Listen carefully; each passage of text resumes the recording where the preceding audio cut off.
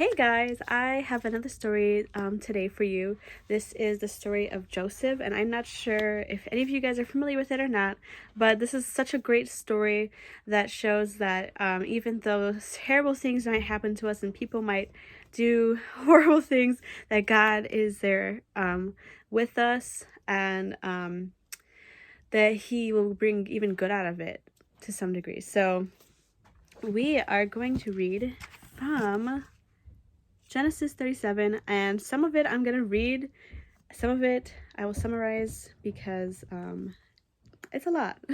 So first we're going to start off with a little bit of a background to everything. So, well, just this. So this starts about Jacob's family, and I'm not sure if you guys know about that, but complicated family history there. But Jacob had 12 sons, and as we're going to get into right here, he loved Joseph more than all of his sons. Out of all his 12 sons, he loved him the most. So anyway, we'll start Genesis 37, verse 3. So it says that Jacob loved Joseph more than his other sons because Joseph was a son born to him in his old age, and he made a robe of many colors for him. So apparently this was a very beautiful robe, coat, whatever. So it says, when his brothers saw that their father loved him more than all of his brothers, they hated him and could not bring themselves to speak peaceably to him. And then it says, Joseph had a dream. When he told it to his brothers, they hated him even more. He said to them, "Listen to this dream I had. There we were, binding sheaves of grain in the field. Suddenly, my sheaf stood up, and your sheaves gathered around it and bowed down to my sheaf." "Are you really going to reign over us?" his brothers asked him. "Are you really going to rule us?" So they hated him even more because of his dream and what he said. Then he had another dream and told it to his brothers. "Look," he said, "I had another dream, and this time the sun, moon, and 11 stars were bowing down to me." He told his father and brothers, but his father rebuked him. "What kind of dream is this that you have had?" he said. "Are your mother and brothers and I going to bow down to the ground before you?" His brothers were jealous of him, but his father kept the matter in mind. So then basically after this, his father sent him to go check on his brothers as they were with their flocks of sheep. So let me find where that starts. Okay, so it says he went there, whatever, and it says, a man found him there, wandering in the field, and asked him, "What are you looking for?" "I'm looking for my brothers," Joseph said. "Can you tell me where they are pasturing their flocks?" "They moved on from here," the man said. "I heard them say, 'Let's go to Dothan.'" So Joseph sent out after his brothers and found them at Dothan. Then it gets very intense here. So it says, they saw him in the distance, and before he had reached them, they plotted to kill him. They said to one another, "Here comes that dreamer. Come on, let's kill him and throw him into one of the pits. We can say that a vicious animal ate him. Then we'll see what becomes of his dreams." When Reuben heard this is, I think, the oldest brother, he tried to save him from them. He said, "Let's not take his life." Reuben also said to them, "Don't shed blood. Throw him into this pit in the wilderness, but don't lay a hand on him," intending to rescue him from their hands and return him to his father. When Joseph came to his brothers, they stripped off his robe, the robe of many colors that he had on. Then they took him and threw him into the pit. The pit was empty. There was no water in it.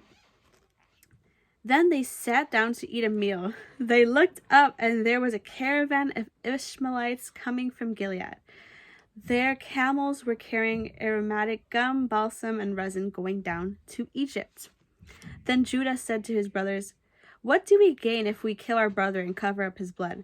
Come, let's sell him to the Ishmaelites and not lay a hand on him, for he is our brother, our own flesh." And they agreed. When Midianite traders passed by, his brothers pulled Joseph out of the pit and sold him for 20 pieces of silver to the Ishmaelites, who took Joseph to Egypt. Then it says, when the older brother, Reuben, returned to the pit and saw that Joseph was not there, he tore his clothes. So this means he's like mourning. He's sorrowful and sad about that he did this. He went back to his brothers and said, "The boy is gone. What am I going to do?" So they took Joseph's robe, slaughtered a young goat, and dipped the robe in its blood. They sent the robe of many colors to their father and said, "We found this. Examine it. Is it your son's robe or not?" His father recognized it. "It is my son's robe," he said. "A vicious animal has devoured them. Joseph has been torn to pieces." Then Jacob tore his clothes, put sackcloth around his waist, and mourned for his son many days. So he would not be comforted, and he just was mourning about it. So now we're going to go to chapter 39. So this I'm just going to summarize for you guys. So basically, Joseph at this point was taken down to Egypt, and he was sold to these people. And then basically he began working for a man named Potiphar, who was also he's pretty powerful in Egypt. And it says that even though this terrible thing happened, that his own brothers sold him, that they actually wanted to kill him and do all that. It says that God made Joseph successful, and he became in charge of Potiphar's household. So then something else happened where Potiphar's wife accused Joseph of doing something wrong that he did not do. And Potiphar instead believed his wife, and then Joseph was sent to prison. So, I mean, this was like terrible, even worse. So, we even see though in that chapter that while he was in prison, God was still with Joseph, and he made him successful even there, where he was put in charge of some prisoners, and he was given authority, basically.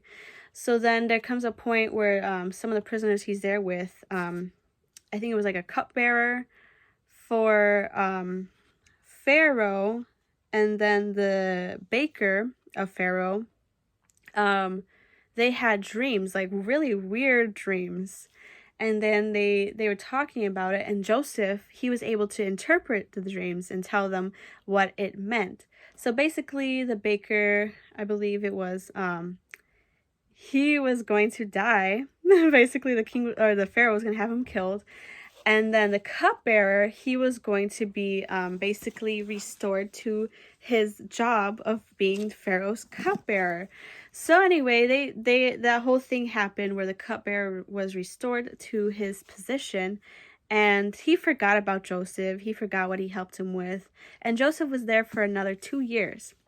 So then something happens where Pharaoh had a dream, and it was a strange dream about 7 skinny cows and 7 fat cows, and it's very interesting. If you want to read that whole thing, it's in chapter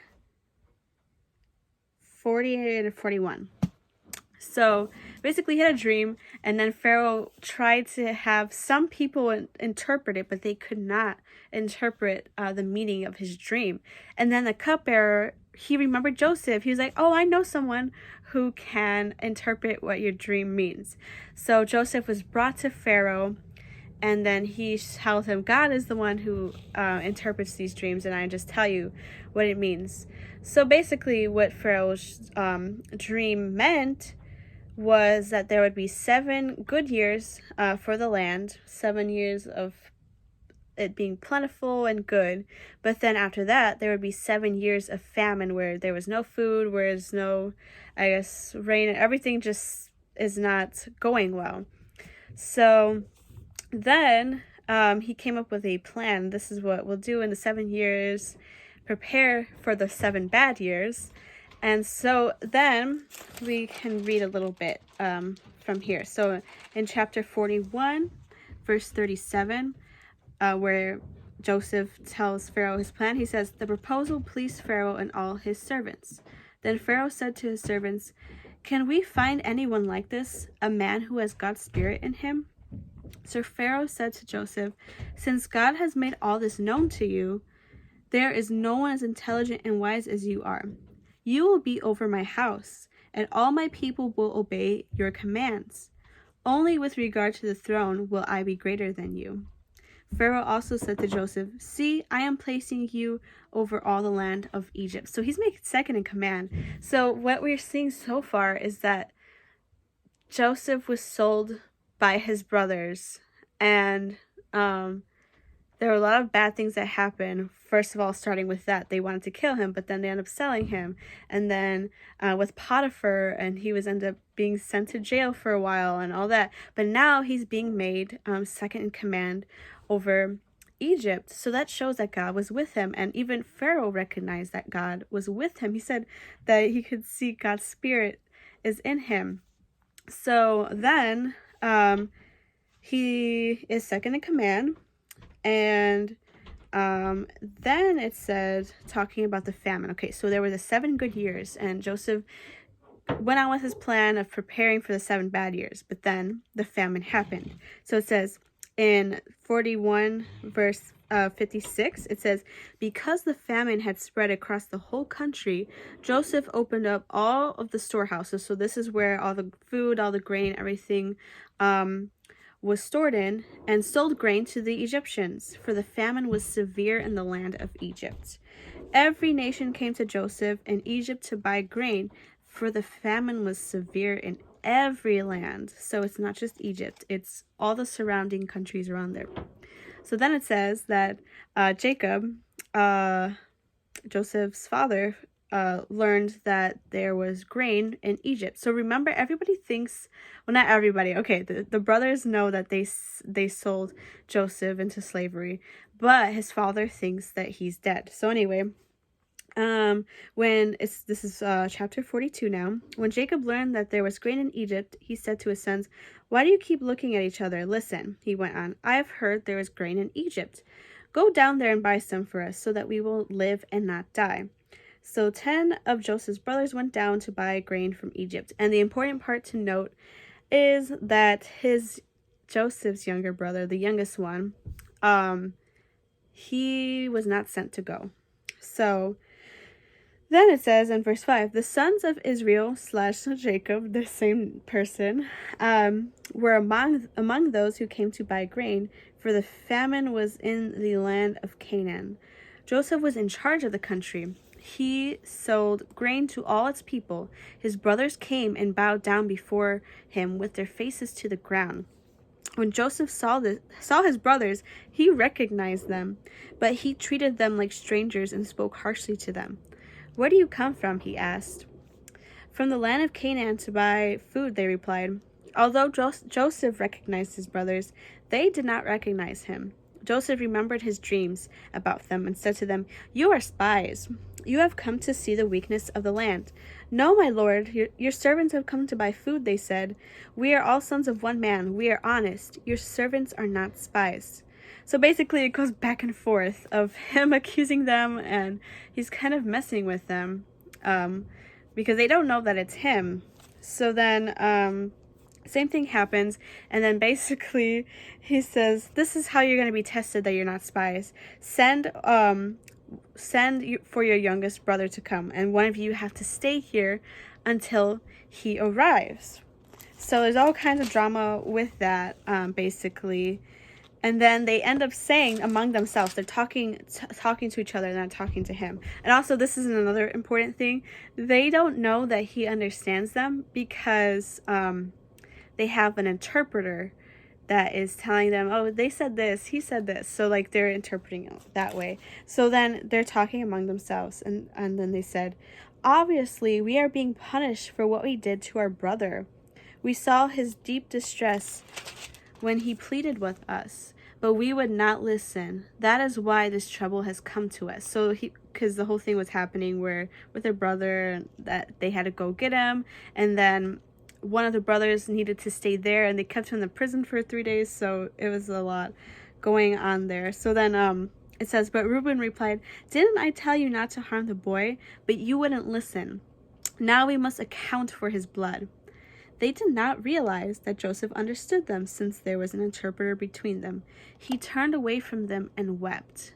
So this would be a lot for somebody to go through. For imagine like being faced with the people who basically betrayed you. They wanted to kill you, but they said, oh, well, we're doing this better by just giving him into slavery. So he's being faced with that, and that is a lot. So then a lot happened where he kind of set them up to make it look like they were stealing. But they didn't, and there was a lot going on there between all of them. But now we're going to get to the point where he reveals that it's him, that he's their brother. So it says in chapter 45, Joseph can no longer keep his composure in front of all his attendants. So he called out, "Send everyone away from me." No one was with him when he revealed his identity to his brothers. But he wept so loudly that the Egyptians heard it, and also Pharaoh's household heard it. Joseph said to his brothers, "I am Joseph. Is my father still living?" But they could not answer him because they were terrified in his presence. Now imagine that they would be afraid because he's second in command. He could basically do whatever he wants to them, and his brothers, they sold him. They did wrong by him. They're afraid that he is going to probably have them killed or something like that. But then he said to his brothers, "Please come near me," and they came near. "I am Joseph, your brother," he said, "the one who you sold into Egypt.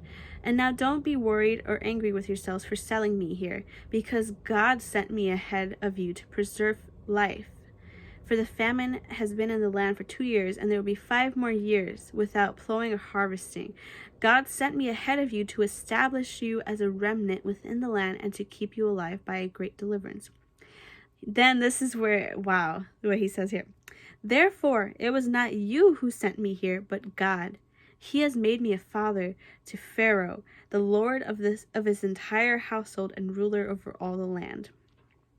So then they're talking about his father and everything there, and he wants them to bring them all to Egypt to be there with him. And then there's all of that, and Pharaoh wants to give them land, and he's like, it's like all of that, like just basically a reunion between Joseph and even his father, and all of that is happening. But I want to read the final part. So this is after his father Jacob dies. So it seems like his brothers are kind of afraid again, like that of what they did that was wrong. They're afraid that Joseph is going to do something about it. So this is the final chapter. This is in chapter 50. It says, they're basically saying, "We are your slaves. We'll do whatever." He says, it says, "But Joseph said to them, 'Don't be afraid. Am I in the place of God? You planned evil against me. God planned it for good to bring out the present result, the survival of many people. Therefore, don't be afraid. I will take care of you and your little ones.' And he comforted them and spoke kindly to them." So that's pretty much what happens in that story. But it goes to show you that, yeah, they planned evil against Joseph. They did absolutely just horrible things, like the fact that they did that to their own brother.